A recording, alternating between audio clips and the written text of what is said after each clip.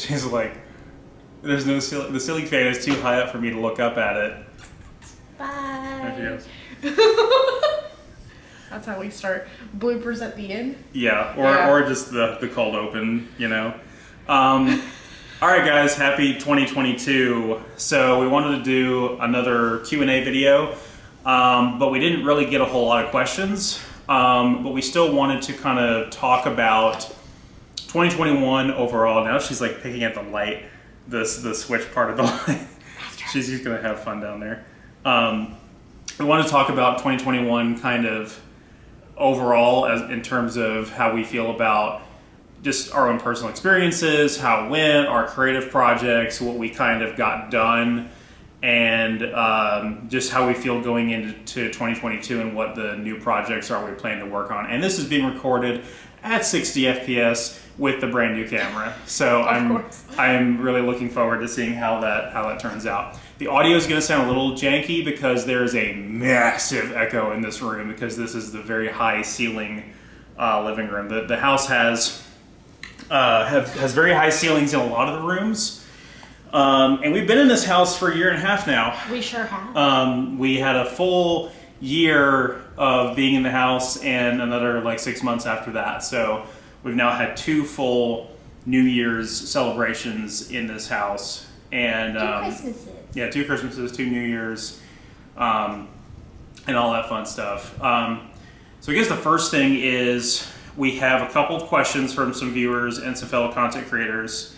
So the first one here is from our friend Technical Cake Mix, who is an awesome channel. You should definitely go watch his YouTube channel. He asks, do you want to play Doom Eternal Horde mode in the new year? And the answer is yes, absolutely. I have not played Horde mode in Doom Eternal at all. I haven't played anything outside of the single player.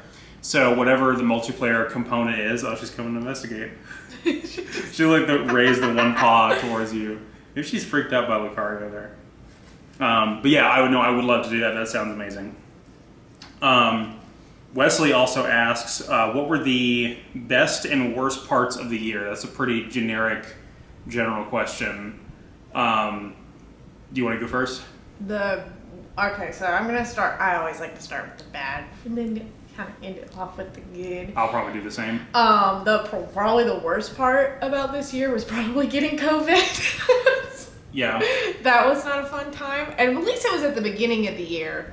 The best moment, one of the best moments, because this year was like an ups and downs kind of thing, but this best was finally getting to go back to a con, but not only going to a con, but meeting my RP partner, Grim Luminary, for the first time.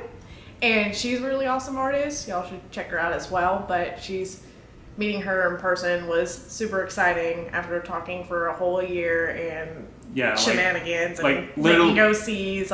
Literally your best friend you talk to every day. Besties. We're getting otter onesies now, by the way. Oh my god. You know.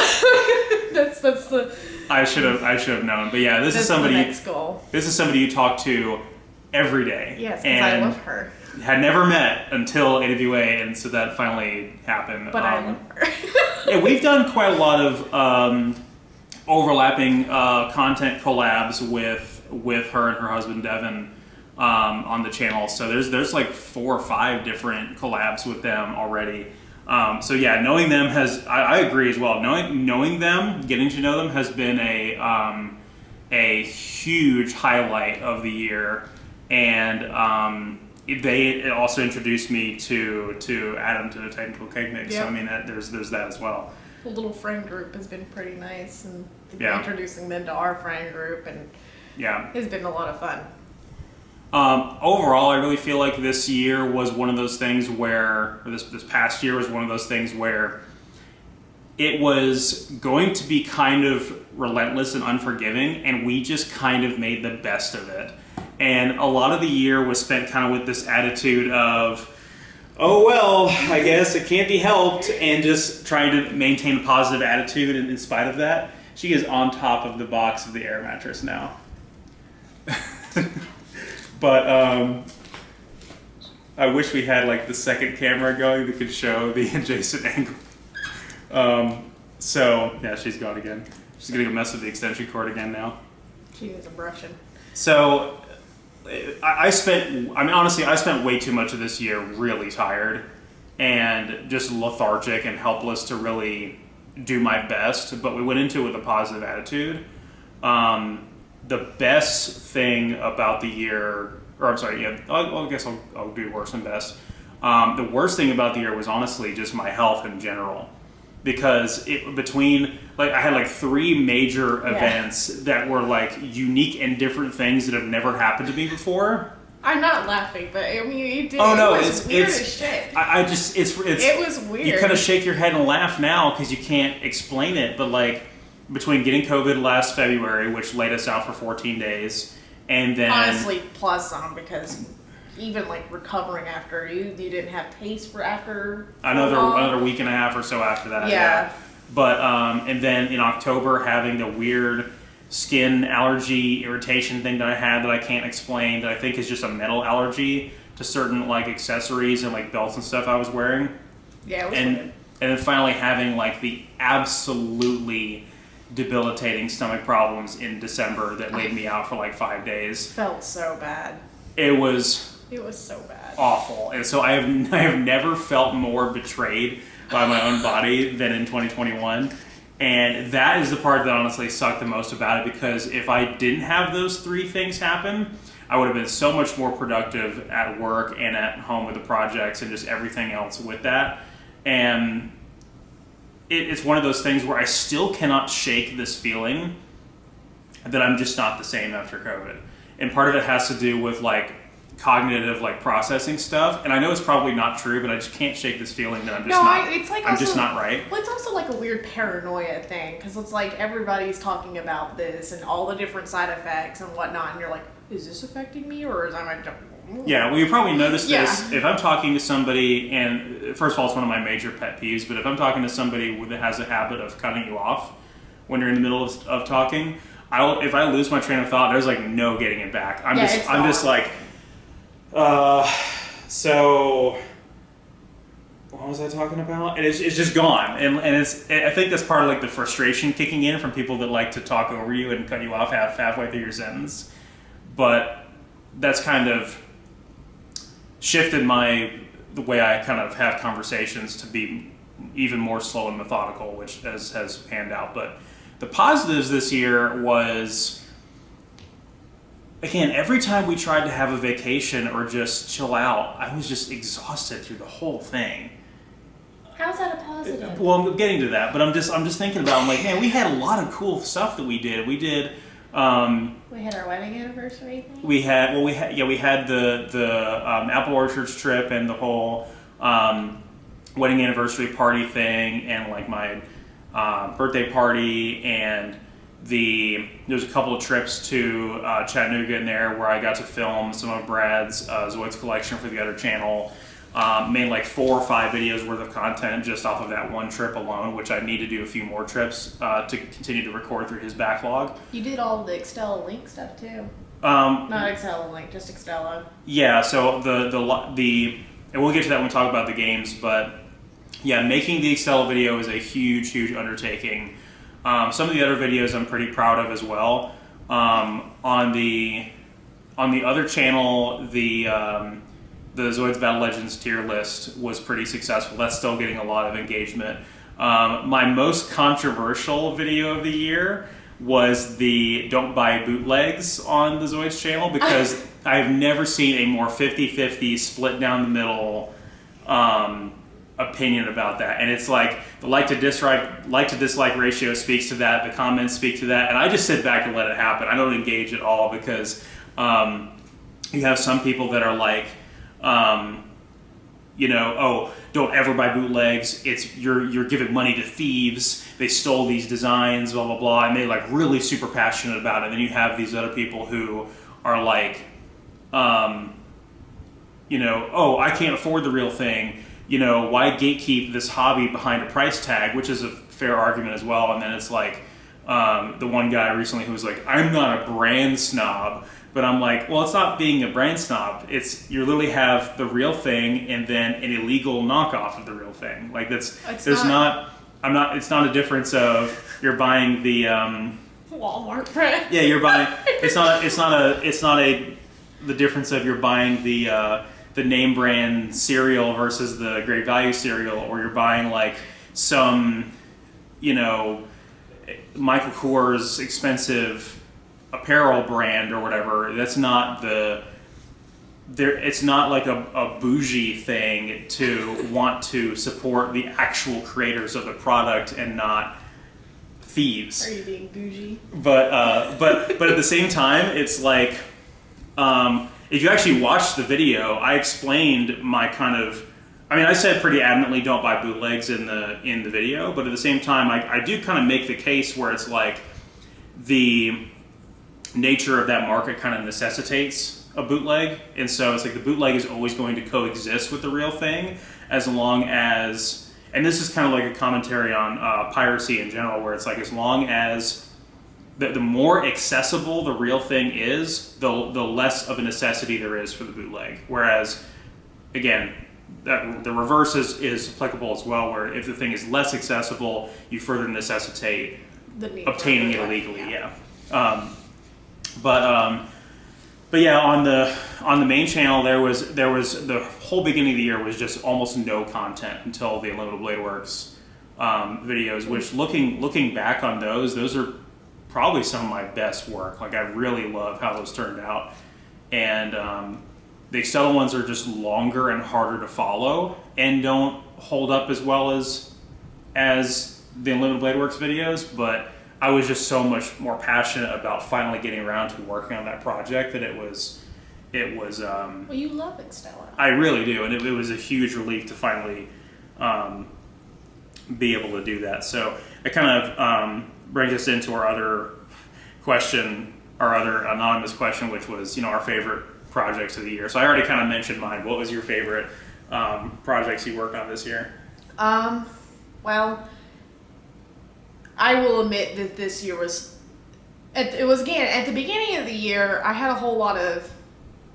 actually had a lot of personal, like, family stuff. Like, my grandmother passed away, so a good chunk of this year, like, it probably wasn't until like September until I was actually like sitting back down and starting to really, no, it was actually October. I was sitting back down and trying to like grind the gears and try to get back into doing art. So a couple pieces that I worked on during that very small 2-month time span was for my friend's birthday, Lunik, who's a content creator. He makes webcomics and he's working on an indie anime. It's really cool. I did a birthday present for him, and I was really, for me it was ambitious because it had a background, and I like struck inspiration and it hit. And then I did a picture with two of my OCs named Arabelle and Calissa, and I really like the way they're positioned. I'm getting better with hands. And I also want to mention, that's the one where they're not looking straight at the camera. They're kind of perpendicular to each other. They're next to each other, kind of looking like almost like a side view. Yeah, so that's 3/4 angle, basically. Yeah, so that's kind of getting more experimental with perspective and stuff like that. Yeah, and I also want to admit, I really liked my mom's Christmas present, which I did take a picture of. It's like a platform with Calissa on it, and it's like Christmassy, and it's got sweets and all sorts of stuff. It's really cute. Fucked up the candy cane, but traditional art sucks sometimes. Yeah. But I definitely have a handful of work in progresses that I just haven't come back to because the holidays and tired and work. But the work in progresses that I have, like I'm doing these like headshots with flowers, and I'm doing them with like OCs, and I'm gonna be putting them out in like sets and then probably setting up commissions to do something similar to that. I really like how they're coming out, so I don't ever want to draw another Sweet Pea though. Yeah.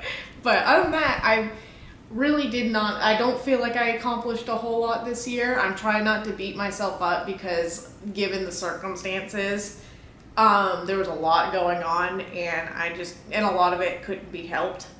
So a lot of my free time and a lot of my energy was moping around and being in bed. Yeah, and like sleeping for 3 days straight when you had COVID and not getting a whole lot done then.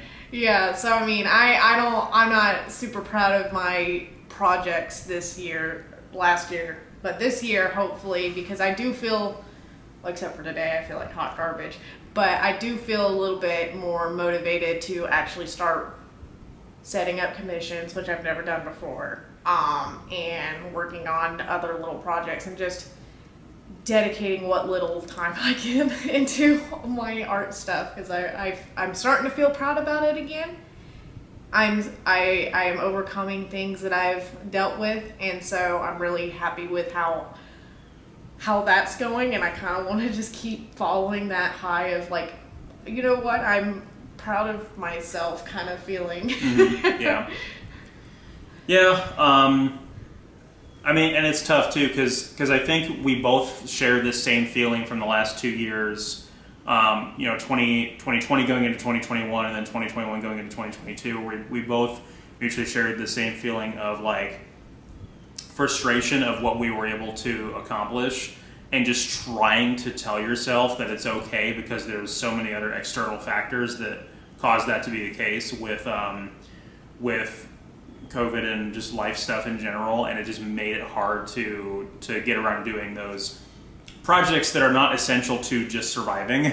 Right. And so, but at the same time, it's so frustrating because you're like, man, I could have done this, and I set out to do this, and it's also like I always guilt myself if I'm not productive, which is not a healthy way of living. It really isn't. And I do the shit out of that. I know you do, and it's not good. And I've kind of come to the terms of like, if I can say I did, other than going to work, because that doesn't count because that pays my bills and I have to do that. But if I get home and I do something, and it doesn't matter if it's like a chore or organizing laundry, drawing, if I say I did something, I feel good with myself. Yeah. That being said, I did play a lot of games this year. Yeah. Because I was in bed a lot. So I do feel a little bit, I'm like, this is the most game playing I've ever played, like in the last, like, it was kind of nice. I was like, wow, I actually feel like a gamer.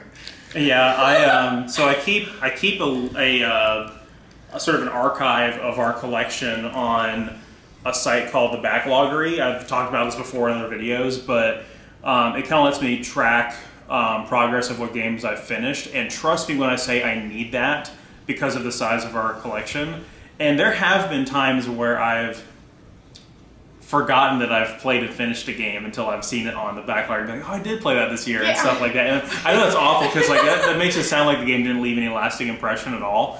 But that's usually not the case. I mean, usually if you played a game to completion, to finish it, then chances are you liked it enough to continue playing it, right? That was kind of the point I made in the Excel video, where it's like the people that dropped it early and didn't get to appreciate how good it is are the people that didn't like it, didn't enjoy playing it. So we both actually got, when I made a list, and I was like, we both actually finished way more games this year than I thought we did, because I just longed for so many times of being able to just sit down and just do nothing but play games, and I don't feel like I had many moments this year where I could do that, because I would say almost a third of the year was spent, maybe a quarter of the year was spent being absolutely miserable at work and working 6+ days. You lived at work. I would, if I had to guess, out of 365 days of the year, I probably had fewer than 50 days off. When you add vacation days and everything together, I probably had like 50 to 60 days off. Do we want to try? No, I don't want to do the math on it. It's that bad. And so I took my first vacation this year. Yeah. I had done that like since I started working. Yeah. So 8 years ago. So I didn't think that I played as many games as I did, and then I looked at the list and I was like, wow, I actually made a lot more progress than I thought I did. Again, I was working 6+ days a week, absolutely miserable at work, sometimes working open to close, you know, 12 to 15 hours ridiculousness for a good quarter of the year. Like when you average it together, not all at once, but when you take all the different points where that was the There case. was like burst. And when I had days off, it was either I need to clean this, I need to take care of this errand, I need to, you know, work on this video thing, or I want to actually socialize with my friends. And so I didn't feel like I got around to playing mini games because I was doing one of those things, or I was building an HMM Zoid, which my backlog of HMMs is ridiculous because they take like 13 to 15 hours to build sometimes. The Great Saber took like 15 hours. And so I'm like, I really need to feel comfortable killing an entire day off just to build one of those, because I'm basically like, unless I want to finish only like a half or 2/3 of it in one day, then I need to be content with not getting anything else done that entire day off, which is something I couldn't in good conscience do a lot of the times this year. But we have a list of games we finished. Do you want to go with your first one? My first one. So I played a lot of games that don't actually have endings, but one that I was really excited about, and you were really excited about, that we finished. We started last year, like in August, stopped touching it. Not last year, but 2020 we started it. In 2021 we like barreled through it. Yeah. And that was Final Fantasy X, which was my first Final Fantasy game I've ever played. And we played it on the Switch, and I enjoyed the hell out of it. This is one of your favorite games. Yeah, so it's funny because I'm glad you enjoyed it, because it is my like absolute favorite game, like my number one favorite game. It might be tied with like two others, but it is like my favorite game of all time. And it is 20 years ago now when my cousin first introduced me to that game. And it was a weird process of like over the course of like playing it there and then like renting it and not having me and my brother not having our own copy of that until like 2007, 2008 was when we finally got around to owning our own copy of it and finishing it. Yeah. And once I actually like finished it, I was like, yeah, this is my favorite game of all time. It's really good. Just opened up, interest in the. You can't see this whole poster, but it's an Advent Children poster. A whole interest in Final Fantasy, which is probably my next to like Fate is the biggest fandom, biggest obsession with something that I have in my entire life. And it was so cool to be able to go through that experience with you and just seeing your organic reactions to stuff for the first time. I had some very raw emotions from this game. Yeah, and just the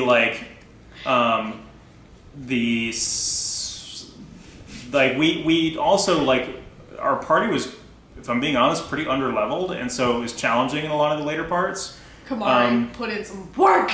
Yeah, you actually like made and because I like kind of set this up from the beginning, you made a point to level Kamari really well, and so he carried himself. He was ready until like the last like 10-15% of the game where he kind of became obsolete, because we basically had to get him through his like solo fight, and then once we got through that, it's like we didn't need him anymore. But up until then, he was good. He was like he's one of my favorites. So he's a kitty. Mm-hmm. He's just a big old kitty, and I was like, I love him. I wanted to level him up, even despite you were like, you need to level him up, and I was like, okay, that's fine. Speaking of kitties, Aster, stop. She's like at 75% gremlin mode. Like, she's not in full gremlin mode, because full gremlin mode is like at 10 at night. Stop. Yeah, full gremlin mode at night, 11, maybe sometimes 1 in the morning. Can you please leave my Christmas trees alone? Anyways. So that was the Switch version of the HD collection. I've played the game, obviously, on the PS2 version and then the HD PS3 version. And knowing me, I'll probably end up owning it on every HD collection, the PS4 and the Xbox versions as well.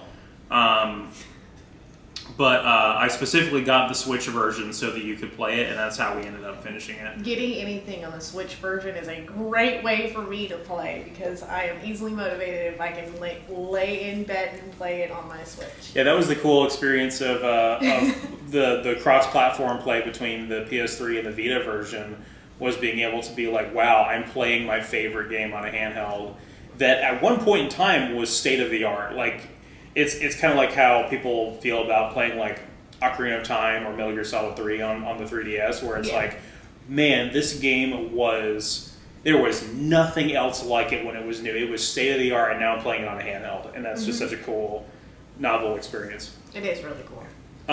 So I felt so bad when we had COVID that I was like, I'm probably not going to. I didn't trust my own like cognitive functioning to work on videos, and I had like the sinus congestion and all that stuff, and so I didn't try. I wasn't doing any voiceovers, no video work, like no commentary, and so I wrote the script for the Unlimited Blade Works video while having COVID, which kind of made me worry that it was flawed, because I was like, did I actually just write this half-assed because I had COVID? But it was actually, in hindsight, it's actually fine. I don't have any major issues with it. But you could have revised it. I did look back at it and see if there was anything I needed to change, and I maybe changed one or two things. But it wasn't like, I wasn't looking at this like, man, the brainworms were on full power when I wrote this. It was, what the hell are you thinking, buddy? Yeah. Guys. But I finished 3 games while having COVID, which was pretty impressive. So the first one was Far Cry 4. And I know we're already on Far Cry 6 now, not including the 2 like spin-off games. 4 spin-off games. This is a long fucking series, but I've played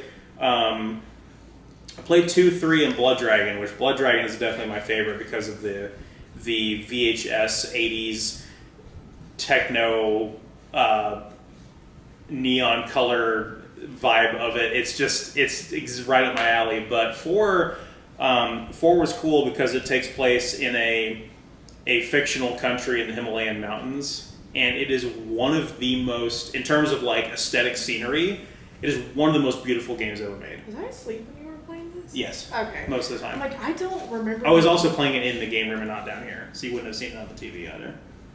Well, I mean, if you were playing it while I was in my 3-day coma. Yeah, I mostly was. Like, okay. Those are the days where I would crawl out of bed at like 9 a.m. because I was too achy to continue to sleep.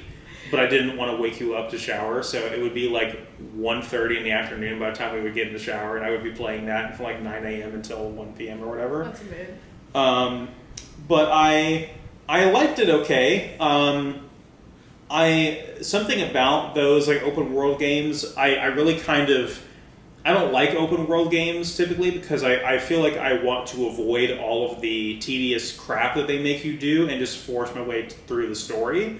And my favorite thing about that game was just the beautiful scenery, for sure. And there was a lot of tedious stuff towards the end that I didn't like as much compared to Far Cry 3.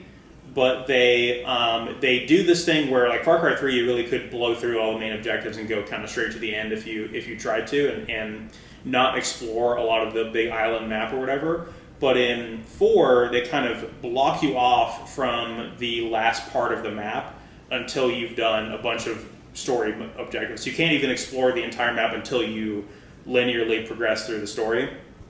But the other coolest part about that is like there are these forts that are occupied by these important characters that work for Troy Baker's character. And when you just decide, you know what? The game is telling me I shouldn't go after that right now. I'm gonna do it anyway, and you just like burst in the door, guns blazing, and you try to fight off all these guys, and you're just like woefully underprepared, but you somehow prevail anyway. That was really satisfying, and I know that like God, what's the guy's name that played the villain in 3? I've never played. I can't answer this question for you. It'll come to me at some point. But I mean, he's pretty iconic, but like Troy Baker as the villain in this game is great too. I thought he was really charismatic. I like Troy Baker a lot, so I liked him a lot as a villain. At some point, I will play 5. I have Far Cry 5. Far Cry 6 looks interesting. It takes place in like a fictional, like Central America, South America country. It has a very like Latin America vibe to it, which is pretty cool. It's a very interesting setting for the series, but I'm just not in a hurry to pick it up because apparently it has a bunch of like, hey, this is made by Ubisoft and therefore has a ton of problems. The other 2 games I played that I finished while having COVID was Star Wars Squadrons, which was the sort of flight sim. I was going to say, is that the pod racer game? No, I played that last year while before COVID, or it was during COVID, but we didn't have COVID. I just played that. Right. That was like the first game I played after we moved into the house was the pod racer. Yeah, I remember it. But Squadrons was like this budget title. Like it came out for $40 and I got it for $30 on discount at my store because they had it. They always release new titles $10 off, and I liked it okay. I played multiplayer a little bit with Wesley, and it's one of those things where like with any multiplayer game nowadays, I just know I don't have time for it, and I know that like multiplayer games evolve organically so quickly when people start to learn new strategies and ways to abuse the mechanics.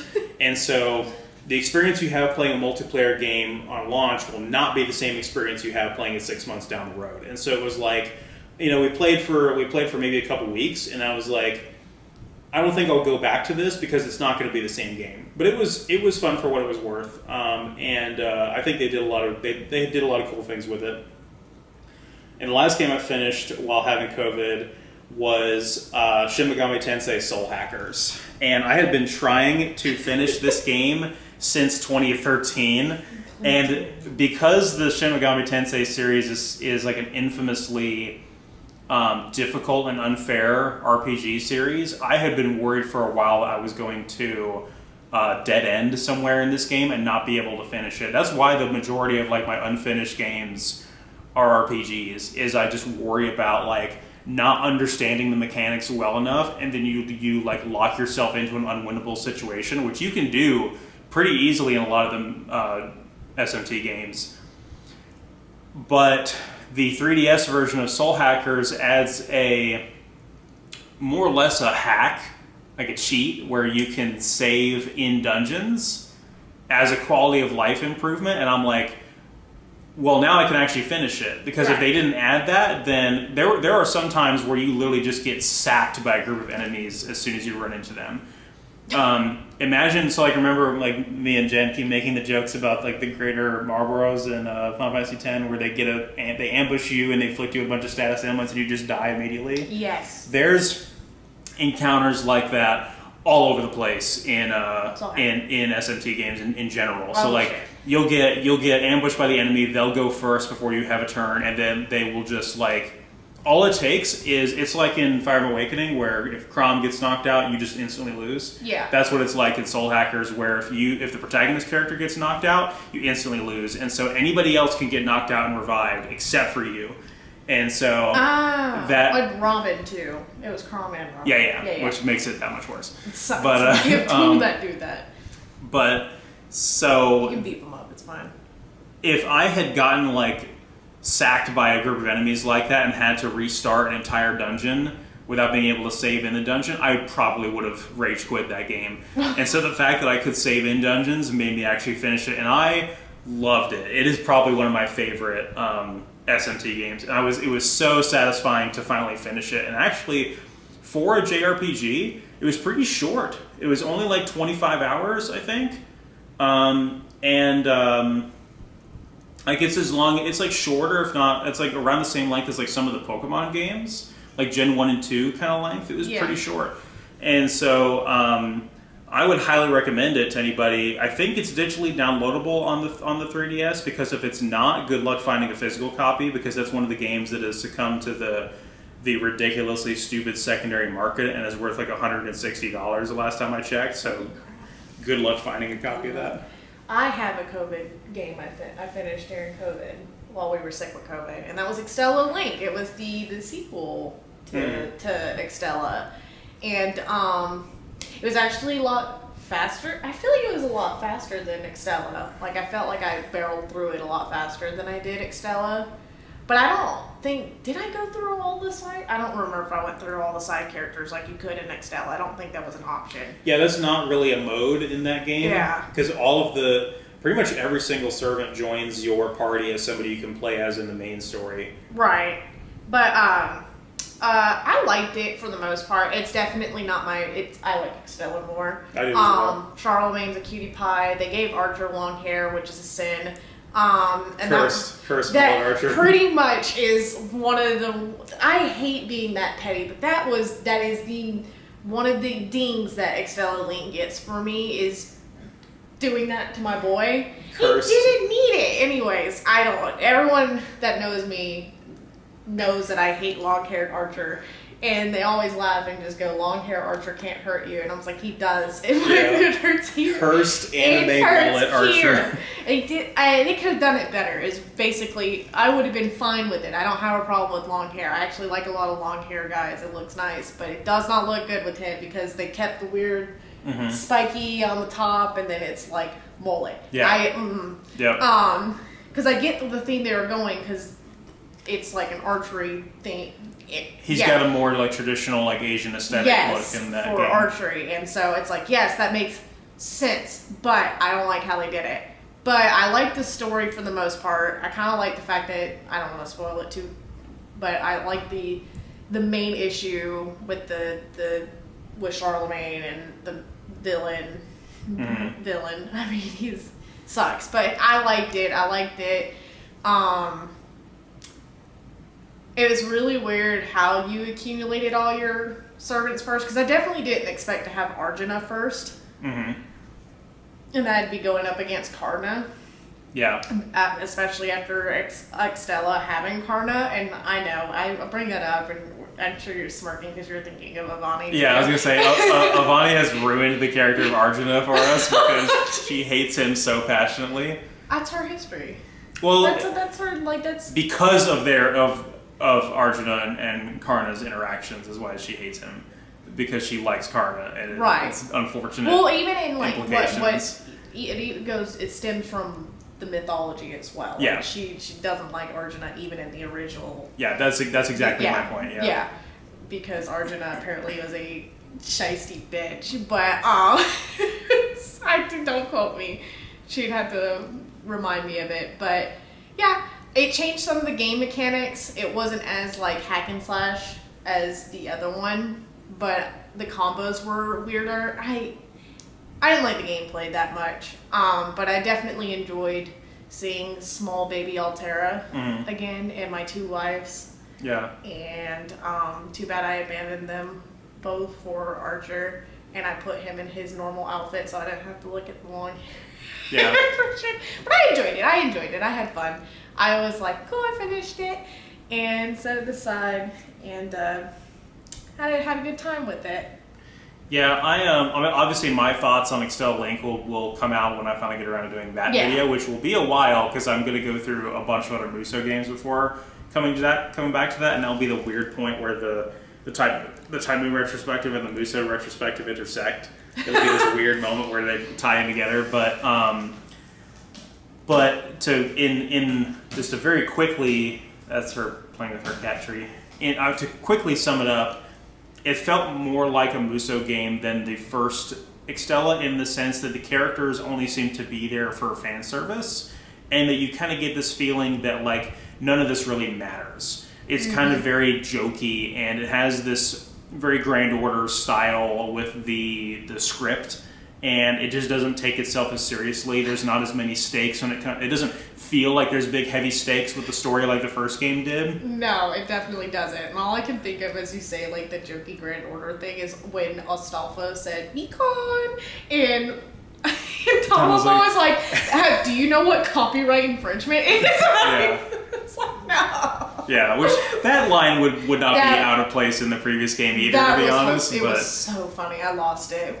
I was not ready for Astolfo to say that. I was not ready for Tomo to say it. But it was jokey and gimmicky in the middle of us dealing with, end of the world destruction kind of thing. Yeah, and then with the gameplay, like I said, they took everything that was fun about the first game out and added a bunch of these modern Muso design tropes that I think are just bad. And the gameplay gets better as you get later into the game and your characters get more powerful, because you get this kind of out of control momentum that just kind of builds up, and it just becomes this really chaotic mess as you get later into the game.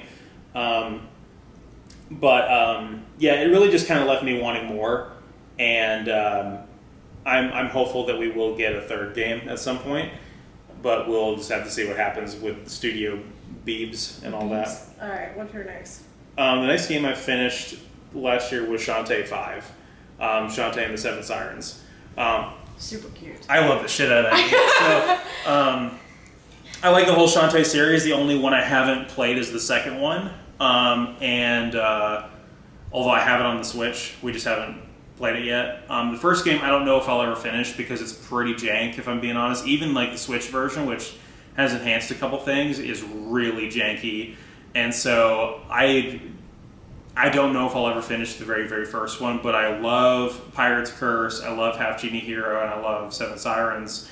And I was Seven Sirens really scratched that Metroidvania itch, because I hadn't played a Metroidvania-style game since playing Super Metroid in 2018. I've been trying to play Symphony of the Night.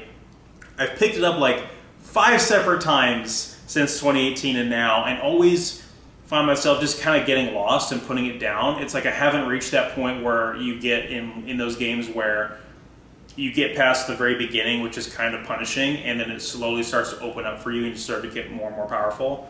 But Shantae 5 was great because they integrate all the transformations into like seamlessly. You don't have to stop and hit a button and do something, and they just add so much to the movement, like the whole Newt Dash thing where she turns into a little lizard. Little lizard. She's so cute. Yeah, and just dashes across the screen. You do that with one button instead of like having to stop, transform, and then do it and it just makes it to where you're just like dashing and climbing up walls, and it's just super seamless. I didn't like the art style as much as the previous games, and I didn't like. I think the soundtrack was intentionally done to be more retro sounding than Half Genie Heroes was. Half Genie Hero had like lyrics and a lot of like instruments and some heavy like electronic stuff and bass and all that, and the soundtrack in Seven Sirens was very like 8-bit, 16-bit style chiptunes kind of soundtrack, which still sounds great. I highly recommend listening to that soundtrack, but it's a step back in terms of from Half Genie Hero. They just actually released just a couple weeks ago a free update that adds like 5 new game modes into that game, and so if you haven't played, I don't know what the demand was for like a rebalancing of the game. I don't know if that was something that people really took issue with, where they felt the need to add like a total rebalance of the game.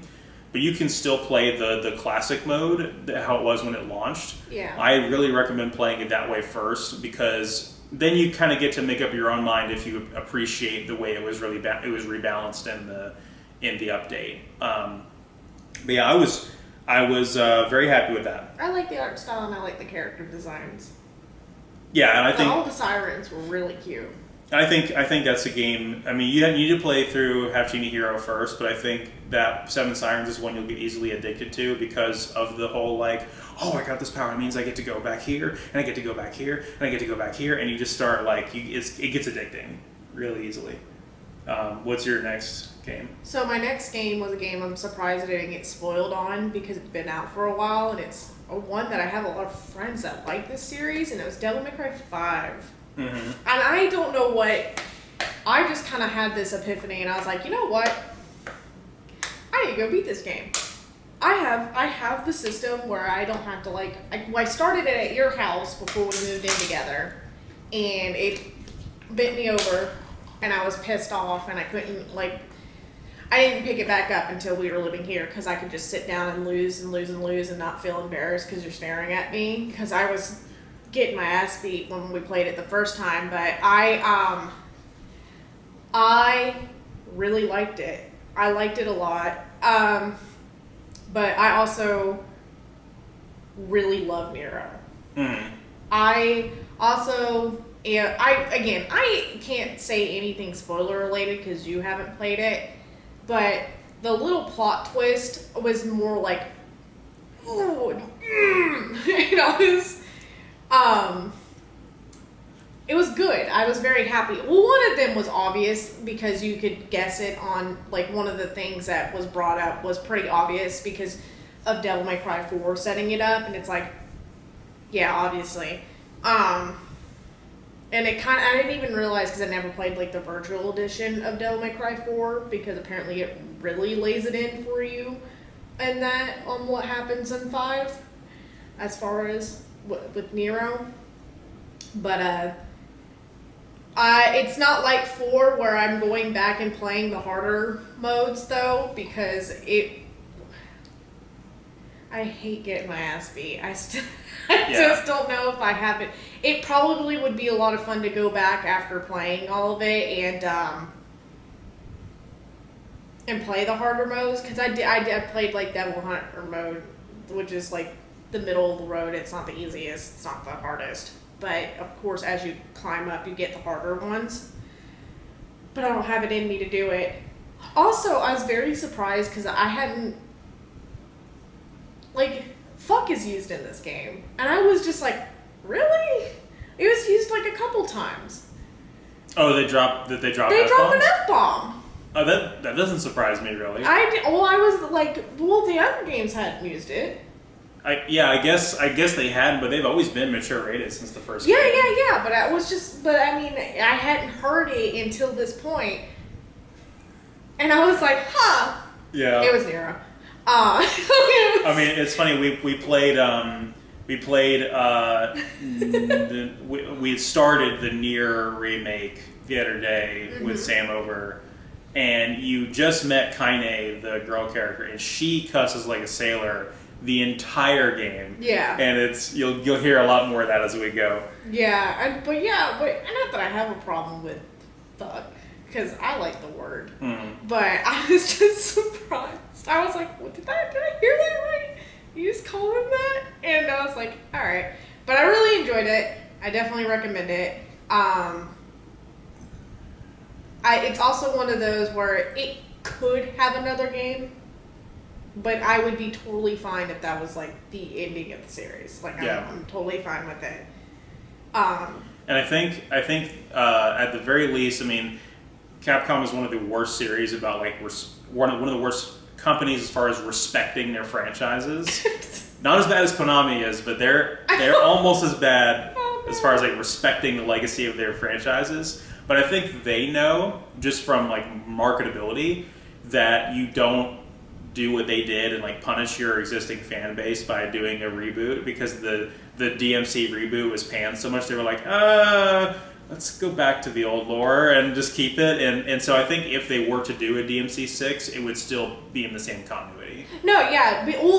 So the way it ends, that it absolutely could be another game after what happens, but it doesn't have to be. Yeah. So it's... I was talking to Sam about this the other day when I was saying how I hate the way my brain works, and I hate like the weird justifications I have to make to myself when it comes to playing certain game series. So if there's a long running game series, I will, and I've not played any of them, I'll try to play them from the beginning and play them in release order. But then it's like you get into weird stuff where like my collection is not so much based off of like, I'm not trying to collect like an entire console's library of games. I'm kind of just trying to collect based off of series and developers and publishers that I like, to where, you know, even within the same like developer or publisher, you'll find similar games. And so I do this awful gymnastics in my brain. I swear to you, this is my thought process. Are you wanting to play? Oh no, it's way worse than that.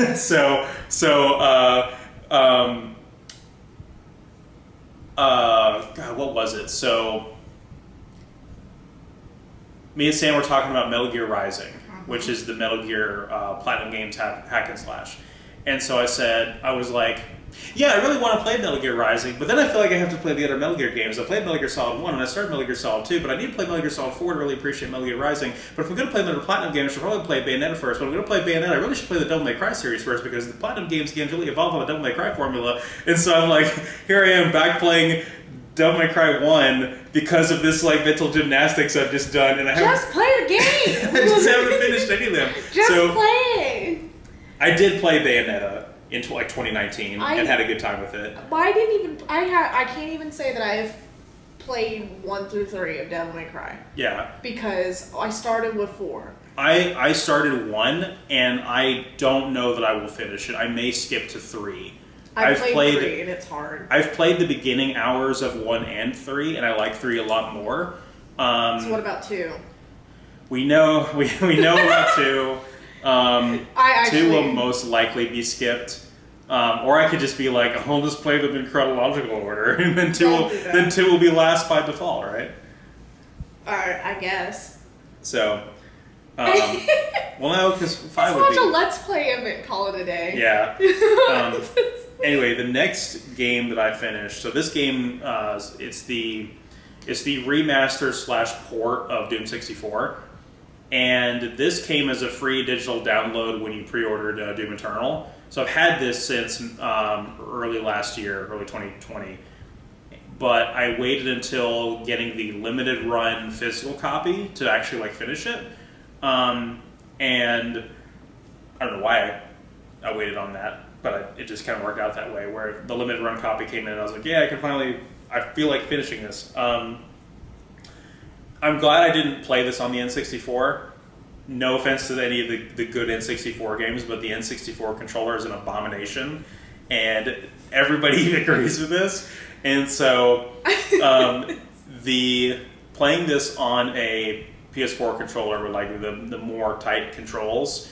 Doom 64 is really solid. It is a really good Doom game, and it's kind of, there's been this really interesting renaissance in the Doom fan base for this game, because the actual Doom 3 was so different from the other games in the series because it was slower paced, it was more survival horror themed.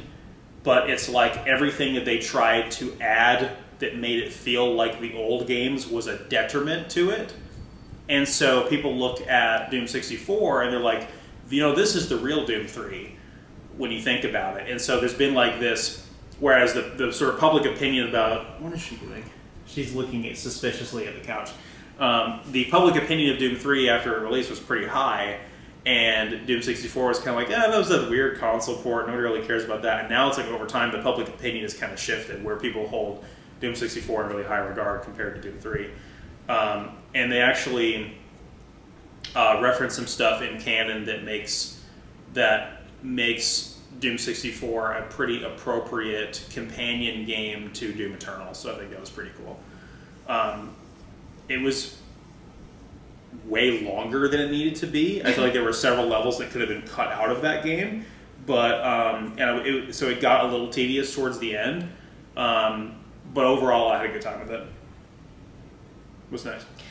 So the last game that I technically finished, because I either started it or it doesn't have a ding kind of games that I played this year, and that was Dragon Quest XI. Yeah. Which is another series that you love. Mm-hmm. And so I just kind of like hopped in onto like 2 of your favorite series. Pretty hard. Grim Luminary, Bestie, sent me the Switch version, which has a lot of added stuff to it apparently that I did not realize how much different it was compared to like the other versions of the game. Did we watch the little version comparison video of them? You posted it, and I don't know if I watched it. We'll watch it later today. Okay. I really, so context, never watched Dragon Ball. I've never so this whole art style is kind of new to me, because I've never consumed any of Akira Toriyama's Yeah. stuff. Yeah. So I just never. So I like the art style. I think it's charming. I like it. I think it's a good word for it. I really like the story. It does some things where I'm like, okay, this is weird, wonky, not what I expected. But here, it's more like, fuck it, let's go kind of thing. I'm like, we're doing this. I really like the characters. It's definitely a few of them on my list of cosplay now. Yeah. There was parts where I had to go back and grind, and I'm still doing some grindy stuff to finish some side quest stuff. Which is immediate, like, I don't like grinding in games. I'm really bad. But Dragon Quest is the game you have to grind in, period. And but the good thing is that all the enemies are very fun to look at. They're very quirky. Apparently there's a whole island with slimes. Every enemy name is a pun as well. Yeah. A la Pokemon as well. Yeah. The voice acting was very fun with this because they did like the quirky weird accents with it. I really like the main character. I like the Luminary, which I named mine Elias. Because I wanted to stay with an E name because 11.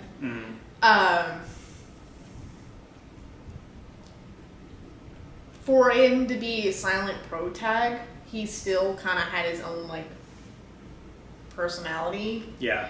And I kind of appreciate that he's still, because he's just quiet because he doesn't say anything. Yeah, he's now supposed to be you kind of thing. Yeah, because now that I think about it, all of the Dragon Quest games have silent protagonists. Yeah. But and he still felt like he had like this, the best way to describe it. He kind of puppy dog. You know, puppy. And he's so sweet. And he really did like try to be. He got thrown in a circumstance that he did not expect was going to go spiraling downhill really fast. Yeah. And that's kind of how this whole thing started.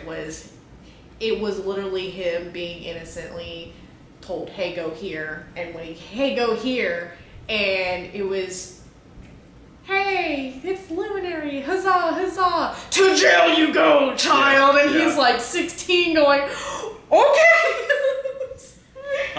So I haven't played or finished 11 yet. I actually got it on launch and played just a little bit of the beginning of it. And then they made the S Definitive Edition that has all the added content and then the better version of the soundtrack. And yeah, I love the music. It's just, I liked it. I had a lot of fun. I laughed a lot. It's so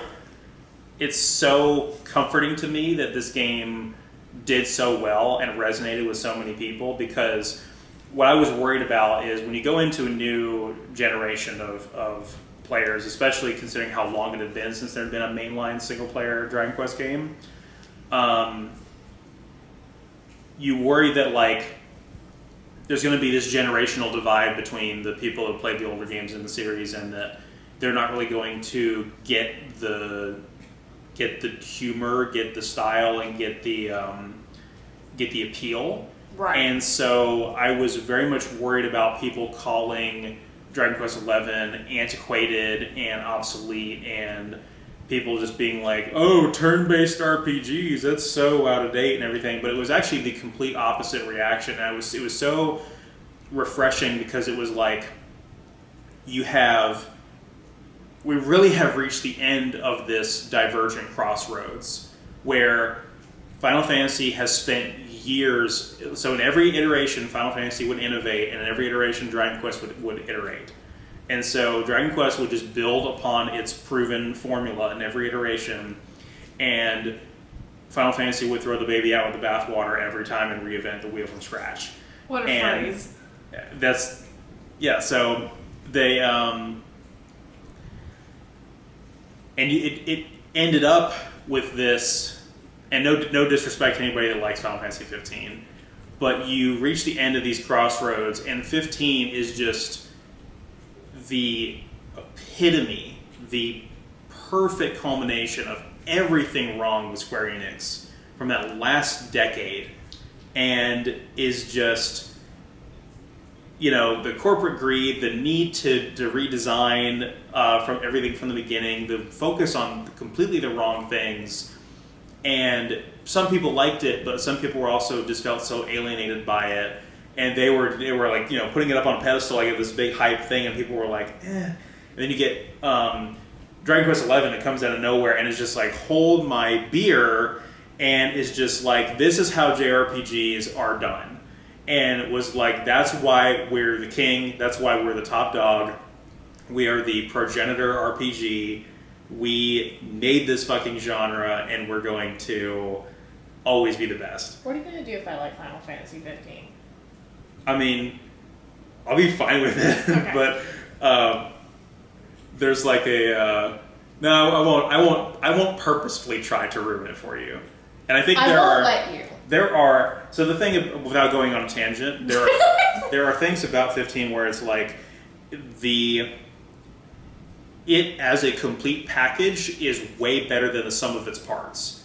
So every individual aspect of it is mediocre, but when combined they make like an okay game. Okay. So that's kind of the consensus on that, but we'll get to that when we eventually do play that. Dragon Quest, the edition that I'm pretty sure the S edition allows you to do like the old school style where it allows you to switch into the different like pixel mode or the 3D mode. Because that was a lost artifact of the 3DS version that we never got. Yes. Well, and I mean, I've as much as I like 3D stuff, I also am sad that we're not appreciating the pixel stuff, and I feel that way about Pokemon as well. It's like when even though I'm happy to have remakes, I'm kind of sad that we still don't get like a little bit of a tasty taste of the way it used to be. But again, well, that's why. Well, I think that's why the Dragon Quest III remake that's coming up has people so enthralled, because I think there's like a right and wrong way from an art style to remake an old game. I think I get that the look of the Gen 4 remakes was a little controversial, but I think a far more egregious sin was the Link's Awakening remake. That's way uglier than the Gen 4 remake, right? So I guess it's hard for me to like have an opinion on the Link's Awakening one because I really didn't like the original one. Yeah. But I guess my point is like I think it's a cute style, but I can see why an old school fan would be like, I don't really appreciate them taking this game I like and doing this to it. But I don't think it's ugly. I think it's cute. But when you compare that to what they're doing with the Dragon Quest III remake, where they're literally giving it to like the Octopath Traveler team and giving it this pixelized look, but it's still like really gorgeous because it still has like cool visual effects but done in pixels. It's like, wow, this is really impressive. We can hold that thought because we will be talking about the Sinnoh remakes. Okay, well, yeah. That's later in this tier list of not tier list. It's not tier list. I don't know why I said tier list. This is the list of games. I still have like 3 others to talk about before I get to the remake. Okay. I think I have more games on my list than you total, but there's a game that's like an honorable mention that like I replayed just to give you the experience of the story of it, and we'll kind of get to that. But I don't know which one this is. The next game I finished was Yu-Gi-Oh! The Sacred Cards on the Game Boy Advance, and I started a live stream of that, but I had a lot of technical issues with the live stream, so it's on the top of my list of things to do is to stream that again and get further in the game and kind of work out those kinks. But I liked it quite a bit. It's clearly from that weird transitional phase of the Yu-Gi-Oh! Games where they were like trying to adapt the mechanics from the manga instead of the actual card game, and so it follows more of the rules than Dark Duel Stories or Forbidden Memories did, but it's still not quite there yet. But it's good. It's a fun speed game because all of your inputs are super quick. And there's lots of cool story moments. It basically is the Battle City arc up until the finals, and the final battle is against Merrick. And it was one of the games that kind of popularized the God cards with kids in the in the US when the game came out, and it's one of those things where those games are sort of what canonized the God Cards effects before they actually made God Cards in the TCG. Bean, yeah, she's in the frame now.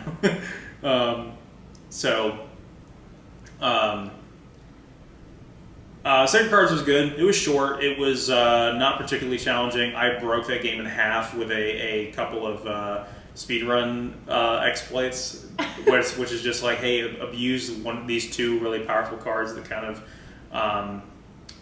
take advantage of the game mechanics. And I did not regret doing that one bit, but it was a good time. I'm looking forward to streaming the rest of it.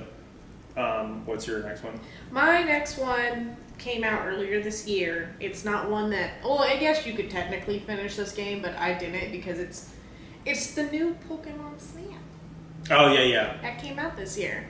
And I, who played the original Pokemon Snap, loved the hell out of it. Loved the hell out of this game. Because it's really hard just not to enjoy a game where you're just floating around, interacting with Pokemon that are adorable and taking pictures of them. And would you not? She's like, that looks like Coven. Leave it alone. It doesn't obviously have every Pokemon because that would be ridiculous. But it did do an update that I didn't play too much of, where it added a couple more levels, which I thought was really cool because it was free. It was free. And we love when things like that are free because you would rather pay for a full game and get everything and then having to pay DLC for as opposed to having 3 other levels. Or having like content that should have shipped with the game ripped out of it and sold to you later as DLC. Yeah, because that's what it would have been like. But no, it was an update that was free. And it was a lot of fun, and I liked it. I liked the colors. I liked the new stuff. Todd's hot. They didn't have to add him. They did. The kids that are in there, kind of annoying. Didn't have to have them. Whatever. Shinx is in it. Luxray's in it. That's all that matters. I still love the spheals that are just spinning in the thing. Yeah, it was a lot of cute, like quirky. Like I think one of the ones that I remember is like throwing an apple in the water and seeing like a magic carp or whatnot flop out, and then immediately a freaking Wingull swoops up and grabs it and flies off with it. Yeah. I'm like, all of Esper's interactions in that game are hilarious because I also the like psychic type Pokemons can like levitate and fly. That's not something that's uncommon. Did I expect this tiny cat thing to get upset when I chucked an apple at its head, 2 glow eyes, and just goodbye? Yeah, it literally just levitated away. And It just floats away. I was not ready for that, any kind of emotional or physical way possible, but I liked it. I probably will go back and play. I had a lot of fun just like friends coming over and be like, please look at this game. Look how cute this is. Yeah. And just showing them to it and us all being like, oh my god, it's so cute. Was that a budget title as well, or did that launch for full price? I was full price. Okay. I bought it at Steel. That's right, yeah. Support your local small businesses, folks, especially when they're that awesome, like Super Blackles is. Yeah. So the next game I finished, I'm actually super proud of this one. This one was like a massive weight off my chest to finally have this out of my backlog and have it finished, which was the Final Fantasy XII Zodiac Age on PS4. And so most people have a love-hate relationship with Final Fantasy XII, including myself, where it was really hyped up to me when it first came out. And I put 60 hours into the PS2 version of the game and only got probably a third of the way through the game. And then the memory card we were using at the time was an aftermarket memory card that had twice the capacity of the first-party ones. And like every single piece of third-party accessory for the PS2 we ever had as kids, they all fucking broke. Not a single aftermarket piece of PS2 accessories we had for that PS2 ever. It continues to work to this day. It's only the first-party Sony stuff that works. That's big yikes. So we lost all of the save files on the memory card, including the 60 hours I put into Final Fantasy XII. So I was not about to replay that on the PS2 version, and I'm so glad I didn't, because the Zodiac Age version is so much better. It's so much better to the point where I honestly would recommend people that didn't like the PS2 version to give it another shot and play on this one, because it does suffer from a couple of issues. Mainly is that you don't know. So like the original version has the issue that like half of the Final Fantasy games have, where half of the Final Fantasy games either have characters that are specialized permanently and fulfill a couple of different class roles, and then you have the other half of the series, which is all of your party members are malleable and you can make them into whatever you want. And that was basically 12. So in the original version of 12, all 6 of your characters were just blank slates. You could make them into whatever class you want. And so that created a lot of unfun, homogenous gameplay with the same 6 characters abusing the same 6 abilities. And they would all just cast the same buffs on themselves and use the same weapons. And it was just not fun. You didn't really get to use all of the cool tools that the game had, and so just by giving you the job class system fixes all of that, because it specializes the characters. You get to use all the different types of weapons that have different added effects and stuff like that, and you don't have to worry about locking yourself out of a critical ability you're going to need later in the game because of the rebalancing. And it was, so I only put like 40 hours into the remake and finished it. And so like at 40 hours, I had completely finished the entire game. Well, the main story at least. I'm not playing the post-game stuff in 12 because I'm not fighting Yazamat for an hour and a half, which is literally how long it takes to beat that boss. What? Yeah. Well, I guess you have like the fast forward thing you can do in the remake, but I don't know if I'll need to like manually input stuff. So I'm just not doing it. So all I have to say is, Fran, my beloved. Mm-hmm. Married me? Yeah, Fran is a cutie. Fran is really cute. I don't actually know this much about this game other than I find the art style to be very, I find it cute. Mm-hmm. Like, and it's really strange because it's like a weird mixture of like anime and realism. Yeah. I had the best way to explain the art style for it, but I like their little faces. I just think they're cute. I like it. I don't know. It's different, and it's not like, it's like a subtle different, but I like it. Yeah, they have different facial proportions, like it's soft. Smaller, less anime eyes, but like they have like these pointed noses that kind of turn upwards a little bit, and it is different. And so, my faults with the story is probably the same as everybody else's, and it's one of the things where overall I like the story just fine, but you could easily have written some of these characters completely out of the game. Like the actual protagonist, Vaughn, is useless. He has no real purpose in the game. Neither does his little girlfriend sidekick, Penelo. You could have just written them out of the game and had the game either through Ash's perspective or Bosch's perspective and just had a 4-man party instead of a 6-man party. And I think that would have just been better, because the other 4 characters are great, but those 2 are just kind of like, why are you here? You don't serve any real purpose, which is not a problem you should have in a Final Fantasy game, because the rest of the series has like, there are Final Fantasy games that have like 12 to 14 characters in the cast, and they somehow manage to make all of them interesting. So it's a problem of the story being too interested with the overarching plot of the setting rather than the individual characters, which is a problem they tried to rectify in 13 and overcorrected, and it was a mess for different reasons. What's next on? What's next on mine is a game that I feel like I got and played a little bit in 2020, and then I played a lot of it in this game. It's also an open-ending game, but I did do like one of the main quests of the game, and that is to get married and have baby. Mm. And so it was Story of Seasons, Olive Town, which is the good, not Harvest Moon, basically, which I really like.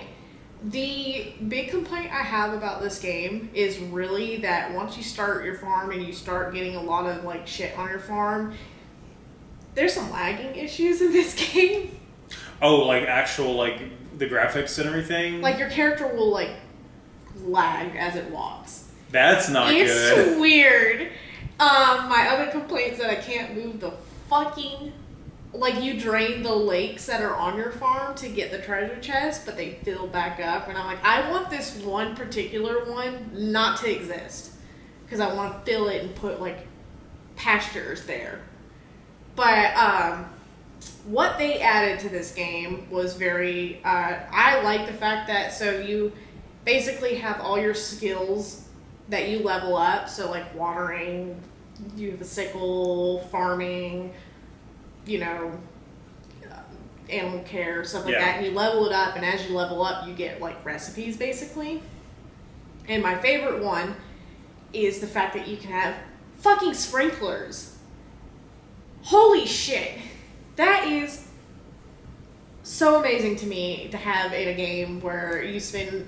So I don't have to waste time, like, I don't have to upgrade, like, it lets you upgrade your equipment to water more further, but the fact is that I can wake up, look at my plants and be like, sweet, you're watered, I don't have to deal with you, I'm gonna go love on my animals, and then I'm gonna go interact with other shit, gather stuff, mine, whatever the fuck I wanna do. But the problem that I have is that with other Harvest Moon game, it's hard to say because of the split off. Like, there's no, like, real story to this. Yeah. There's no, like, I need to save the farmland kind of thing like all the other ones kind of had. And I like the towns, I like the people, but I've had a really hard time trying to figure out who the hell I wanted to marry. And I think part of it was mostly because I didn't want to be predictable and marry the tsundere boy that likes coffee. I ended up marrying his sister. And we found a baby in the woods. And now we're married and have a baby. Yeah, that's how it works. Though I like the fact that you can gay marry. Yeah, so that's how lesbians have babies, right? Yeah, they plant a wood sprite in the woods, and it just grows into a human being. Actually, and just harvest it. One of the so there's no, like, harvest goddess like there was in, like, the other Harvest Moon. I don't even know if because the other copyright, basically. Yeah. Fucking Natsumi. You have these little bean-looking creatures called harvest sprites, and they look like weird little nugget things. And I have a beautiful screenshot of where we're on a giant eagle with this little weird thing on it, and I'm sitting on the back of it. I'll see if I can send it to you so you can put it in this, because it's a thing that happened in this game, and I'm like, what in the fuck is happening? But it basically, one morning you wake up, and he's at your door, and he's like, hey, I found a thing, follow me. And I'm like, cool, I'll follow you. And it's a baby in the middle of the woods. He's like, don't you want one? And I'm like, yeah, where did this baby come from, buddy? I don't know. And the thing is that I don't know if it does that with the seemingly straight ones, because your character can be as non-binary as you want it to be. Yeah. You don't have to have a gender. Like, you don't pick a gender. You just make your character look however way you want. And so I don't know if that's the way it goes for seemingly straight ones, or if you just, in this game, find your baby in the woods. Yeah.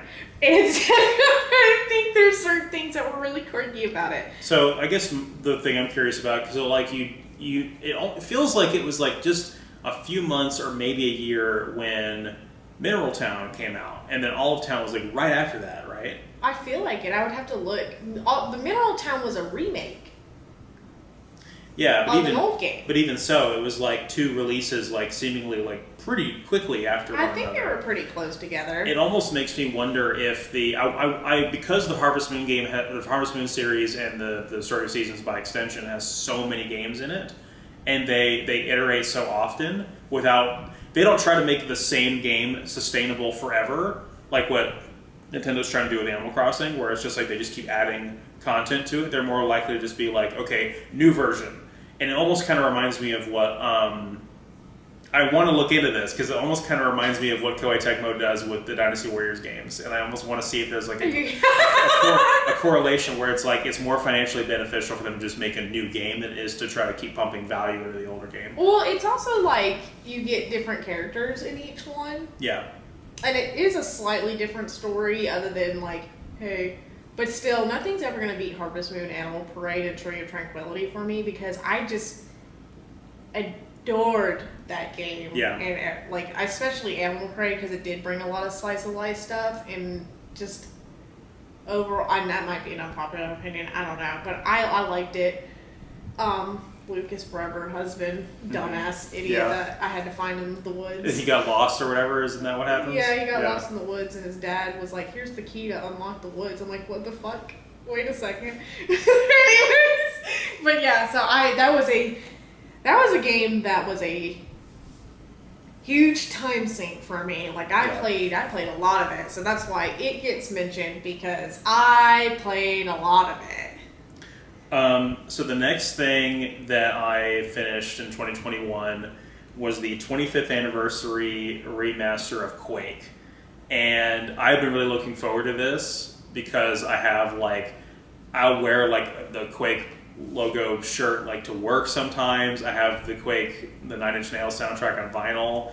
God. And there was no good console port of the first Quake because all you had was the N64 version, which was okay, and then the Sega Saturn version, which was jank. And so yes, so to have one that actually plays properly and has a bunch of graphics options and FOV options, it really did feel like a very faithful remaster for the console that is comparable to what you could play on the PC.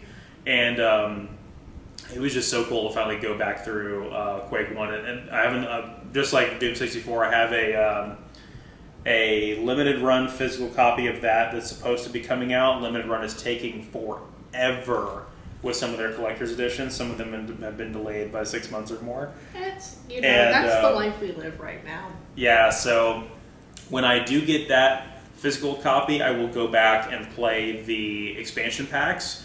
Because there were two officially released Quake expansions back when Quake first came out back in '96. In the year or so to follow, there was two expansions that came out. But they also made a new episode for this remaster, sort of how they did Doom Sigil for Doom. And so I'll wait to play that when the physical copy comes in. That'll be fun. Do you have another? I have two more games that is it for my list, other than the honorable mention watched one and not actually played. Yeah, so I actually did the same. I have two more to mention than this one. So the other one is Animal Crossing because the DLC came out in November and it added a whole. And this is the last update that's going to be. That was the last update of Animal Crossing that's going to be free. And it also is the paid DLC, which is the Vacation Home Simulator. Yeah. And I am not an interior designer at all. I am creative in a lot of ways, but there's been a few of the ones that I've been handed that I'm like, I don't know what the fuck to do with. One motherfucker wanted his house to look like he was moving out. And I'm like, cardboard boxes. I thought it turned out actually pretty dang cute for what it was. But the updates were pretty substantial. You got the Jagroids that everybody's been wanting. We got Brewster back, which everybody's been wanting. Lots more items. We can now make foods. Which I really haven't done that much of. But I think they even added some more interactions with villagers. They added more villagers. All of them are super cute. And I want Sasha so bad. Green Bunny Boy, come home. Actually, I get to do that. I get the villager hunt soon. Oh yeah, because one's moving out. Rocco's moving out. And I thought he already moved out and some dumbass motherfucker moved in. And I'm like, no! It's like, poor kid. But it's fine. It's fine because you have to actually look at him packed up and be like, hasta luego, bitch. Yeah. And So, but the DLC is a lot of fun. I like it. It brings back Lottie. It adds 2 new characters, which is a little monkey named Nico, who's adorable, and Wardell, who I love because he's just a big, sweet, quiet walrus, and I adore him. I would fucking commit murder for him. I love him so much. But the fact that I can name things has been kind of fun because I have like the first. So you get to design homes, but then you get to design like residency places. So like the first thing you get to do is design a school. Yeah. And I named it, so my island's name is Clover, so I named it like Clover School because I forgot the L, and I didn't realize I forgot the L until I accepted it. Yeah. Which I could go back anytime, but the irony is that you're going to school and school's spelled wrong. And I find it funny. Like in Invader Zim where it's spelled Skool. Yeah. And the cafe wasn't named, but the restaurant's named Clover Nom Noms. And I shouldn't have this kind of control. Like, I shouldn't be able to name these things. It's like, Tom Nook has granted me the power of God. And it was a mistake. It was a mistake. It was actually not Tom Nook. It was Lottie. Well, the joke was like, Tom Nook is like, God himself. God himself. Yeah. No, but I'm enjoying the DLC. I was very like, $30 for it is kind of like, I thought that was a really steep price, but there's a lot of stuff to do. Like I'm still, first of all, a different game kind of sidetracked me on it, and I'm playing it again. But there's a lot to do in it. I'm definitely getting the $30 out of it, so it's not worth the Nintendo membership thing. Like I totally wouldn't recommend the updated Nintendo membership thing. Just buy it if you want the DLC, because the other stuff that's offered for the Nintendo membership thing sucks. But would you say that this was a better value DLC than like the Pokemon Sword and Shield DLCs? Or is it kind of relative to how much you enjoy those games? It's kind of relative on how much if you love Animal Crossing and you love designing houses and stuff like that and doing all the furniture stuff and designing yards and stuff like that. Yeah, totally worth it. As someone that has played both of the DLCs and I really haven't even finished all of the DLC for the Pokemon Sword and Shield.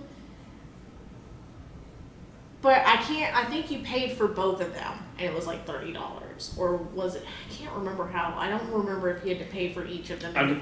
I'm sure there's an option to do one or the other. Hang on. Can I go next? Yeah, go ahead. Okay. I'm looking this up now. So the last game that I technically crossed off my backlog list was a game I have finished before, but I was replaying it on a different system. So it was replaying Deus Ex Mankind Divided on the PS4 version instead of the Xbox version. And I had really been... So, for context, 2016 is one of my favorite years in all of gaming, because not only was it the year that Extella came out, but it was also the year that, in Japan at least, but it was also the year that we got Doom 2016, Dishonored 2, Deus Ex Mankind Divided. I think we also got Titanfall 2 that year. And just the iterations of some of my absolute favorite games from 2011, 2012, kind of around that time. Games that desperately needed sequels that finally got them. And so it was like the year of the best sequels for my personal taste, more or less. And Doom 2016 probably being my favorite game in the last decade, probably. But with Mankind Divided in particular, I always kind of felt like it was a lackluster sequel. There was a lot of stuff that I wasn't happy with, and it was mainly the story. I just felt the story was a lot less interesting than Human Revolution. And the other day I was playing around with the Xbox One backwards compatibility, just installing different games to see which ones had performance increases and stuff like that on the Xbox One, because both my Xbox 360s are bricks at the moment.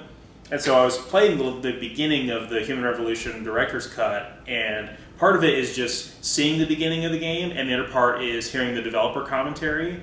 But I'm like, man, for a game that is now over a decade old, Human Revolution, which poster's over there, that game holds up so much better. Like the opening moments in that game are fucking incredible, and it's very cool. We will at some point play that one, and we can play it on the Wii U version, where you get to shuffle your fucking inventory with the gamepad. Okay, well, but Ocarina of Time first. Yeah. But at some point we will, and it's and so just in contrast with Mankind Divided, I was like, I replayed it because I was like, I didn't with Human Revolution, because it's one of those FPS RPG hybrid type games. You really need to play it a couple times before you really kind of get the feel of the mechanics. And it's kind of what I said about those games, where your first run through is always going to be awful because you'll be kind of struggling with the mechanics and you'll die a lot. But your next run and your next run and your next run, you get you start to like really master the game's mechanics and just totally break it open. And that's the most rewarding thing about those games, whether it is BioShock or Dishonored or Deus Ex or Prey. All those games in that little subgenre all have that same ubiquitous experience. And so I was like, I need to play this again before I really decide how I feel, because it's almost intentional that you need to put in about 2 or 3 playthroughs. And I know that sounds ridiculous, and I wouldn't give that advice for like most other games where like you have to play it multiple times to appreciate it. But those games you should be like satisfied but wanting more after the first playthrough, and then the second and third is like, oh man, I'm hooked at this. But Mankind Divided just didn't really. I knew that no matter what, the story was not going to do that for me, and it didn't. But there was definitely some gameplay mechanics that I thought were a nice improvement. It's almost like I haven't done a run, like a no kills, like a non-lethal run. You can do it, I just haven't done it for that game yet, because the combat is so much more rewarding than in Human Revolution, whereas like it was kind of 50-50 if you wanted to go lethal or non-lethal with Human Revolution, and it just really incentivized avoiding combat and just completely ignoring enemies altogether and going full stealth in Human Revolution, which was it's almost like that was the preferred way to play, because it was easier and the game really incentivized you to do it. But there's a lot of times in Mankind Divided where it's just easier to shoot your way out. But it was fun to replay it. It plays a lot better on PS4 Pro or Xbox One X than it does on the base models of those systems. So playing it with high frame rate and resolution and everything on PS4 Pro was definitely worth it. And yeah, I also played one of the DLCs of it, which was kind of disappointing, if I'm being honest. Because it was like one level, and it brought back one of the more quirky characters from the previous game, but it didn't really do a whole lot for the total main story. And I feel like it's one of the, without going on a huge tangent, I'm going to wrap this up, but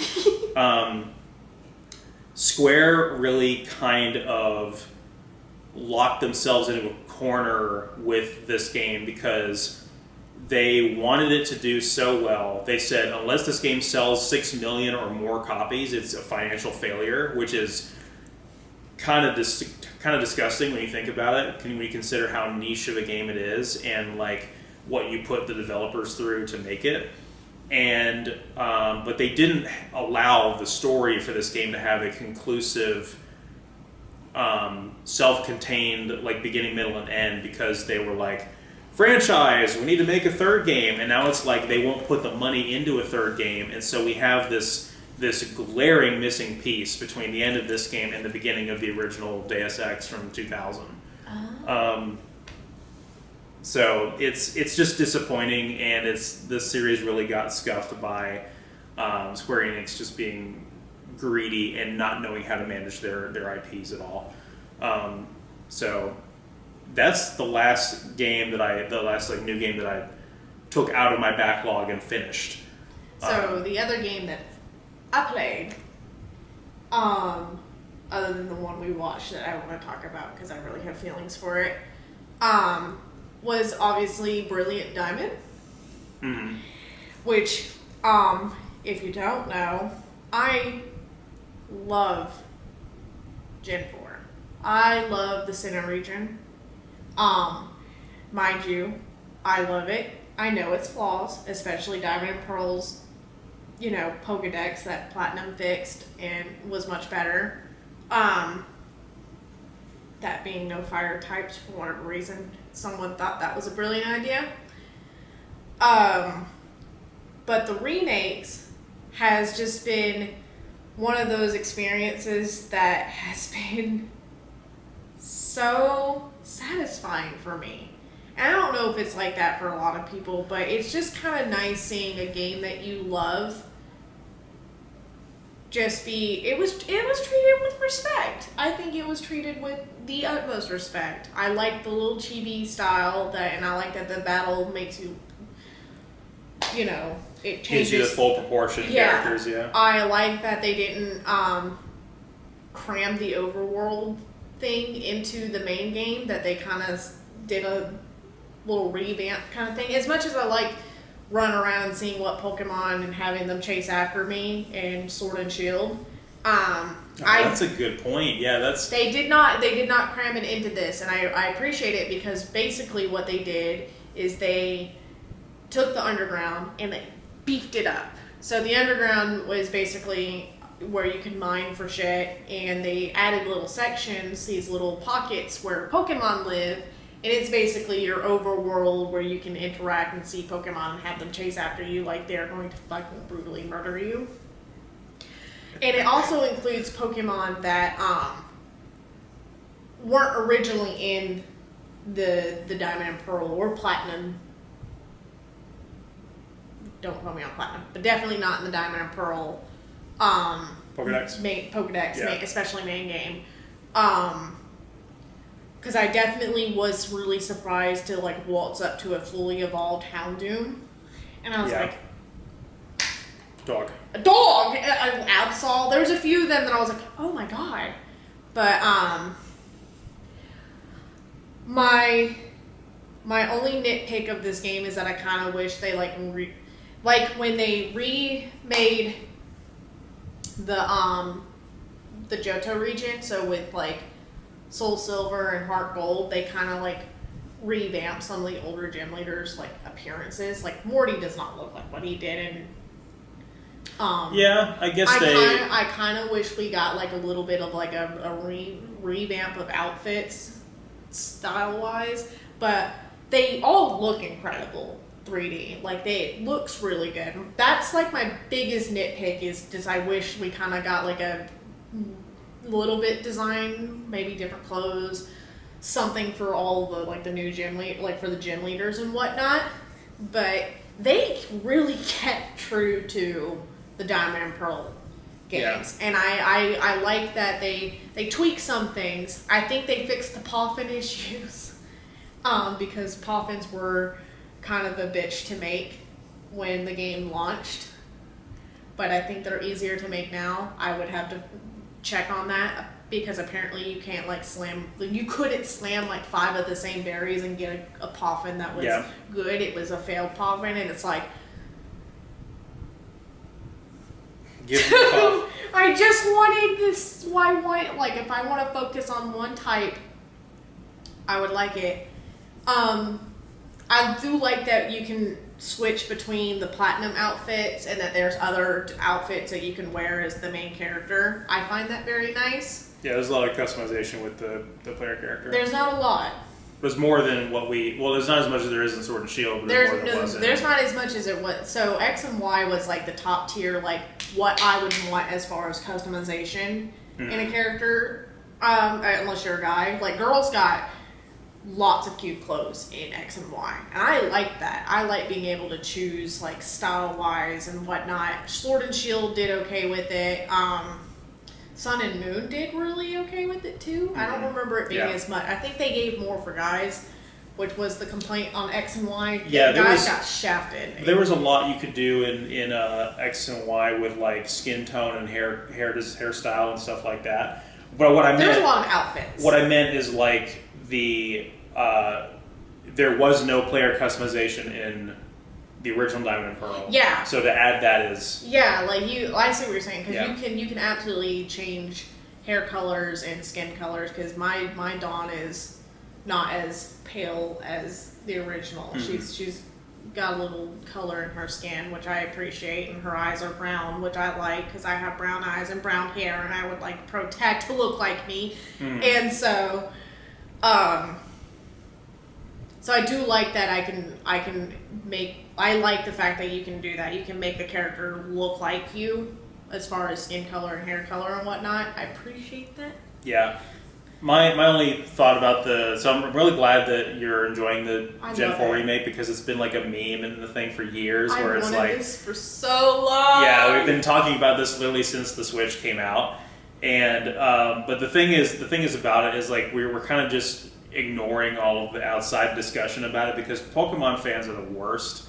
They're so hard to please. They will hate the game for any reason they see fit, and it's like, you can't just say you like something and people just accept that. They need to find a way to convince you that you're wrong. And I feel like the more you get into like niche nerd topics, well, it's weird though too, because like this extends from like how this is not actually something that's unique to nerd communities at all. No, it's not. Because if you think about like people that wear like sports jerseys and stuff like that, yeah. Can you imagine going out into public with that team shirt or that jersey? People are like, what about that?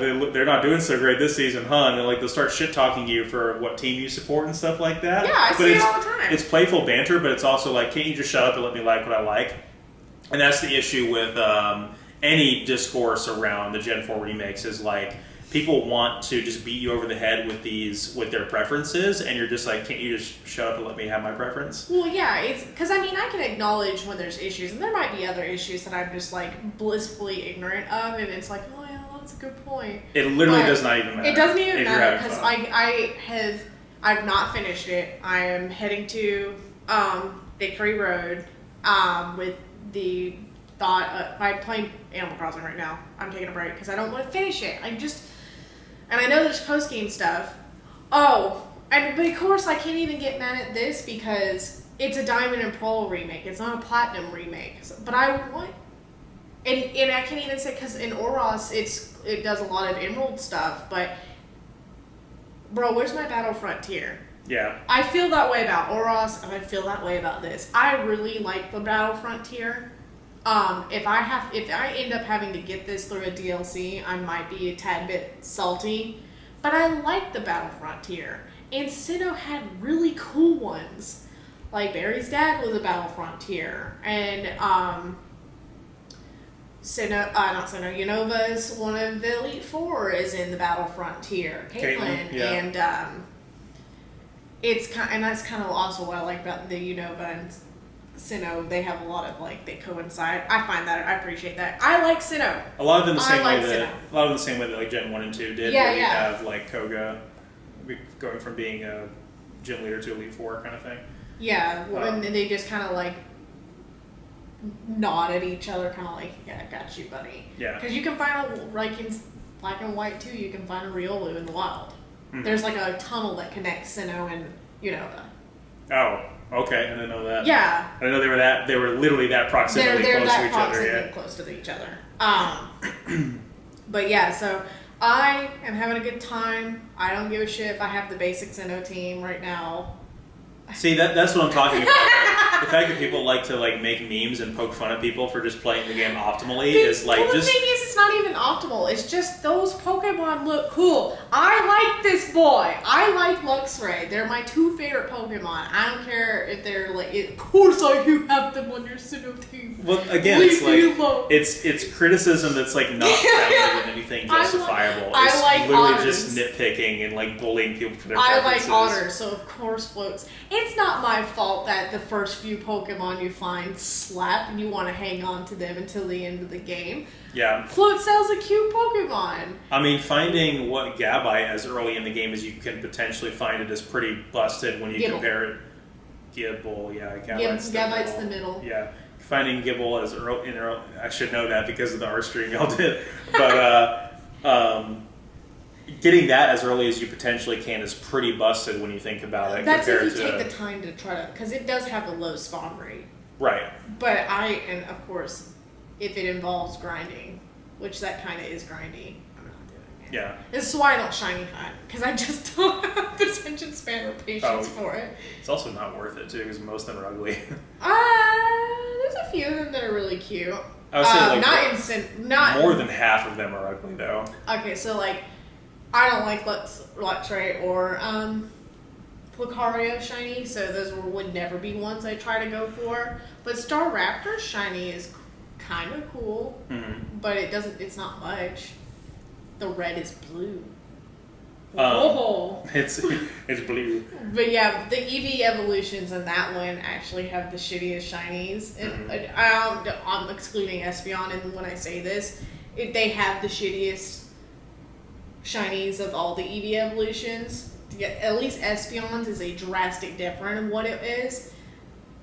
Leafeon and Glaceon suffer from, let me just subtly change the color. Yeah. It's like a light blue Glaceon. I fucking hate it. But this, I love the Sinnoh remakes. I'm enjoying them. I can't wait for Cynthia to beat my ass, because it's probably what's going to happen, because it happened over a decade ago when I first played these games and got my ass beat, and it took me 3 times to try to beat Cynthia.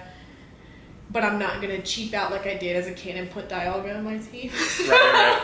I'm not doing it. I'm going to do it my way. So the last game that we have to talk about, this has kind of been like the recurring thing, just even just like Final Fantasy X, and we're playing 7 now, but like just introducing each other to some of our favorite games, and playing the immersive story games where you can kind of sit back and enjoy the story, and me introducing you to the FPS RPG hybrid games, which was to go back and play BioShock. And so I put you at the helm of the controls at the beginning until you were like, I don't know if I feel comfortable with this first-person controls. I don't play first-person anything. I'm not good at it. I've never been good at it. I took the controls back, and you just watched to immerse yourself into the setting and the story. And it's like, I've played BioShock like 10 times, so it was super easy to like. But even then, it had been several years, so it was really cool to finally go back through and pick up on little things with the story and remember the locations of stuff and be like, oh man, it's been so long. I remember where this is, I remember where this is, I remember what this does, and just the slow grind and the progression of things. But without going into too many spoilers or anything, that's also one of my favorite games of all time. And it was a lot of fun. Interesting. I think one of my favorite moments in that game, and certainly my favorite moment of us playing it together, was when you're in Fort Frolic putting together Sandra Cohen's masterpiece. You're going out and just systematically murdering all the artists that he has in his peninsula, and putting photographs of them on his weird tapestry. Yeah. And it's just one of the fucked up moments in that game where you're just like, I'm just doing this to get out of here. Please leave me alone. Or like every other like named character in that game has some sort of weird ideological hang up, and they are interesting for reasons that match with the setting, whereas Sandra Cohen is literally just crazy. Yeah, I think my favorite part was you're like, all right, we're going back. And I'm like, why are we going back? He's like, we're going to fucking kill him now. I'm like, oh my god. Yeah, that's right. Because we find his apartment in one of the later levels, and I'm like, all right, well, now we get to go back and kill him and take a picture of him, which I think the achievement for that back on the Xbox version was called Irony.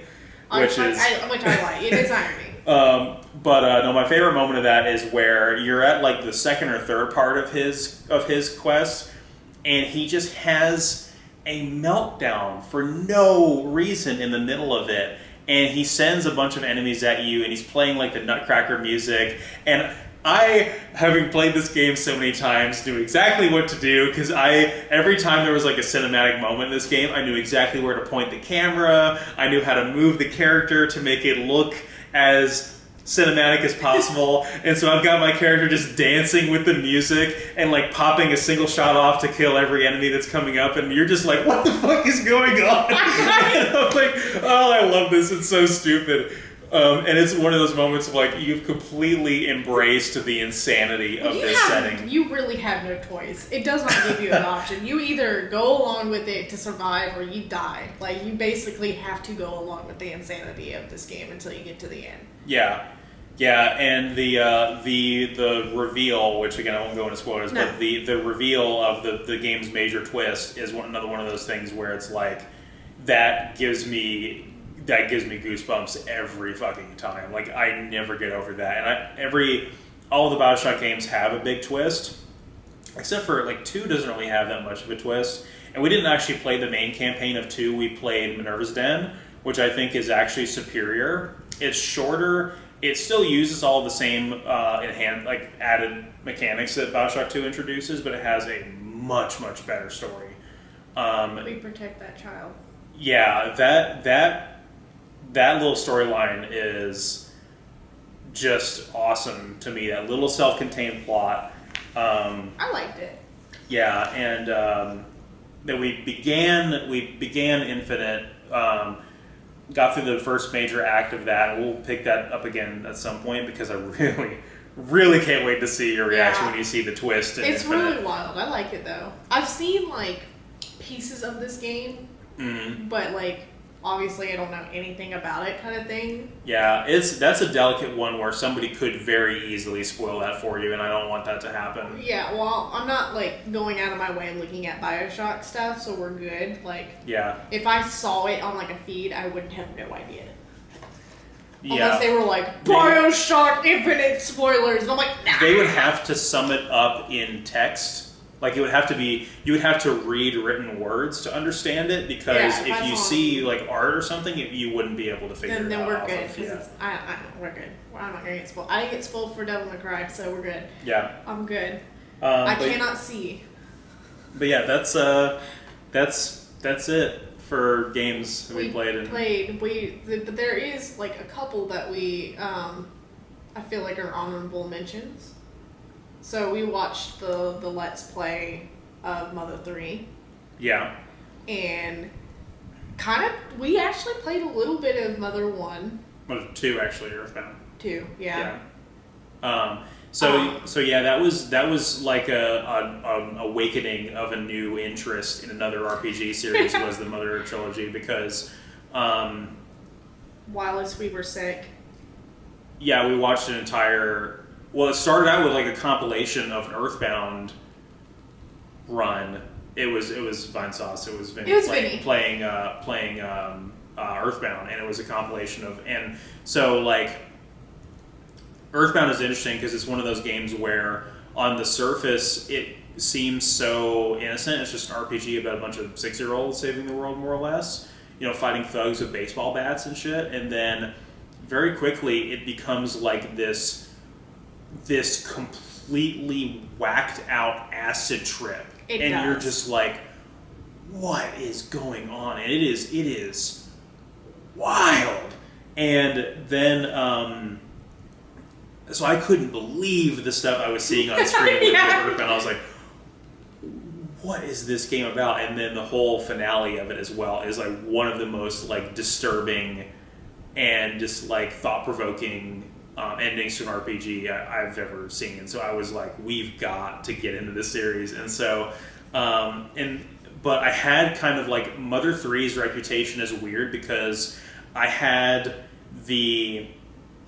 Mother 3's quality sort of beaten over my head relentlessly by obnoxious Undertale fans for years. And so I didn't really want to approach it. But if you ignore all that and you go into it objectively with an open mind, it's also brilliant. I think it's brilliant is a very good. In fact, I like Mother 3 more than I like Earthbound. Yeah. Because I enjoy the characters more. Yeah. It's a deeply personal story about characters, and I think Super Eye Patch Wolf's video about like the emotional moments of Mother 3 really sums it up well. Yeah. Talks about how it's just little moments in the game that are memorable, and that's the point. It's meant to just be an experience, and it's meant to be it's meant to have just little things that happen that are memorable purely because those memories are what you carry with you. And that's just a very meaningful sentiment. Yeah, and it also is like a big capitalism is terrible. Yeah. It literally the introduction of money ruined this town. Yeah. And all of its charms and everything that made this town special, money ruined it. And I find that's like one of the many like little themes that that is in that story, because you just subtly see what happens once it was introduced. Like there's like a time skip where Lucas is older and the town has changed, but every time you come back there's more stuff and there's different, and you see people slowly leaving and whatnot. Yeah, it's weird because it's like it's almost this commentary where it's trying to say that you know, human connections and family and friends and heart is good and meant to be cherished, and materialism, greed, industrialism is meant to be is an all-consuming destructive force that just takes over your wholesome little society. Yeah, and I find Lucas to be a very interesting character because he's known as the coward crybaby, and that little child overcomes a lot. Mm-hmm. And he's also not only overcoming a lot, he's dealing with his own grief of losing his mother and his brother, and watching his dad pretty much slowly deteriorate. Like his dad basically spends, after the first scene, spends all his time trying to find his twin brother. Yeah. And so he basically had to deal with grieving alone. Yeah. And I find that and then there is one thing that will fuck me up harder than anything, and that has to do with anything with tragic sibling stuff. Mm. And I will bawl so fast over it because it's just hard, because I love my brother. My brother is like one of my best friends. We grew up, we were 14 months apart, super close, practically twins, you know, and it always just hits like a heartstring for me because my personal experience, that relationship's important to me. Yeah. And so I always get all choked up and teary-eyed thinking about, and that's a very good instance where it's just a tragic sibling relationship, and I cry every time thinking about it. Yeah. Crying is okay. Grieving is your own personal process, and Mother 3 is really good. Don't expect to play it without a fan translation, because we never got that bitch. Yeah. Because Thankfully, there's acid trips and other questionable things. yeah, there's a lot of people are pretty familiar with the controversy around yeah. the localization and why we didn't get it, but it's super unfortunate. So I was lucky enough to literally just stumble upon a repro cart of it in English again, Steel Collectibles, support your local businesses. And so we do have a physical copy of it that we will play. And I did a video at some point this year about the little Game Boy player thing that I got, which has allowed me to stream Sacred Cards and those other Game Boy and Game Boy Advance cartridge games. And it's a cool little gimmicky gadget if you are like me and just reject emulators as a concept and would rather just play your physical cartridge games on a TV and record it through, literal hardware that's hooked up to the thing. And Steel Collectibles sold me that. So eventually we will play Mother 3 all the way through on a physical copy. Yeah, that being said, with the market the way it is, I understand why people are emulating games. Especially Nintendo games. Hire the shit out of them because they need to be punished for their marketing techniques. It's bullshit. Pretty awful. Yeah, I understand why people emulate things when the market is the way it is right now, and freaking Platinum is like $150 game. The Gen 2 remakes, Heart Gold and Soul Silver, over $200. Yeah, we own both of those. Yeah. But yeah, that's the kind of ridiculousness. I'm okay if you have to emulate those games, because fuck paying $200 for a game that has no business being that much. Yeah, but there's not a single game out there that I can think of where I would rather I mean, I guess that's because we're just fortunate enough to already have most of the games we care about. There's not a single game where I'm like, well, I guess I'll never play that because the only way I can play it is emulate it. Like, there's not a game that really fits into that category for me. Yeah, not me either, because I do have most of the games that I want. You know what? Scratch that, because my Paper Mario game got stolen, and I'm going to have to probably emulate that, because finding one in the wild that's not going to be super expensive is going to be... Yeah. I will never forgive you who that stole my game from me. You know who you are. Insert JoJo meme of, I will never forget Michelle's friend. Michelle's ex-friend, because fuck you, that was the last nice gift my dad ever gave me. Yeah. There's so many wounds in that one thing. So, I think that about does it for this this anniversary special / 2021 Q&A video wrap-up nonsense. / preview of what's to come for next year for 2022. So we got this boy. We did. That was that on your birthday or was that what we had? That was Valentine's Day. Okay, so that was right before COVID. No, it was right after. Oh, that's right. It was the end of COVID. Yeah, that was our first day of freedom. Yeah, we were like, you're free. Let's go get a little Mario and celebrate Valentine's Day. Yeah. I'm really hungry. Want to get some tacos? Maybe.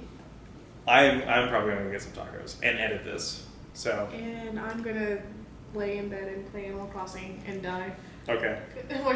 I'm feeling like a sharp pain right here. Mm-hmm. It hurts. I'm gonna die. All right. Thank you guys so much for watching. We'll see you guys next time. Bye guys.